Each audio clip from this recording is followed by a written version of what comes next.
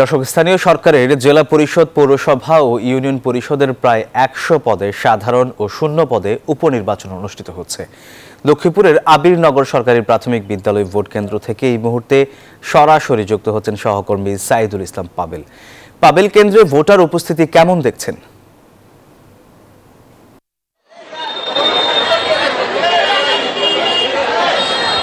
ধন্যবাদ সোহাগ। আপনি জানেন যে দীর্ঘদিন যে সীমানা নির্ধারণ জটিলতা মামলার অবসান ঘটিয়ে দীর্ঘ ১৩ বছর পর লক্ষ্মীপুর সদরের ৫টি ইউনিয়নে নির্বাচন চলছে। আজ আমরা এখন রয়েছি আবিরনগর সরকারি প্রাথমিক বিদ্যালয়ের কেন্দ্রে, লাহারকান্দি ইউনিয়নের একটি কেন্দ্র।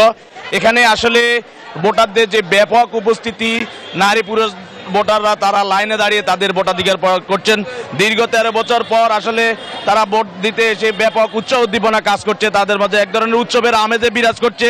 আসলে সেই চিরচেনা যে ভোট, যে ভোটের উৎসব, যে ভোটের আমেজ, যে উত্তাপ উত্তেজনা, এই উত্তেজনা এখন লক্ষ্মীপুর সদরের ৫টি ইউনিয়নে আসলে বিরাজ করছে। আপনাকে একটু জানিয়ে রাখি যে লক্ষ্মীপুরের ৫টি ইউনিয়নে ২৮ জন চেয়ারম্যান পদে প্রার্থী প্রতিদ্বন্দ্বিতা করছেন এবং সাধারণ সদস্য পদে ২২৫ জন এবং মহিলা সদস্য পদে ৬৩ জন প্রার্থী প্রতিদ্বন্দ্বিতা করছেন।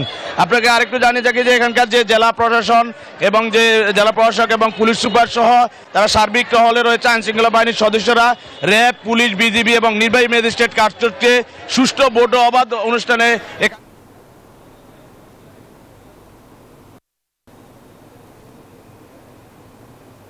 ধন্যবাদ আপনাকে। ডমেক্স টয়লেট রাখে ফ্রেশ ১০০ ফ্ল্যাশ পর্যন্ত, তাই ব্যবহার করুন ডমেক্স ফ্রেশ গার্ড।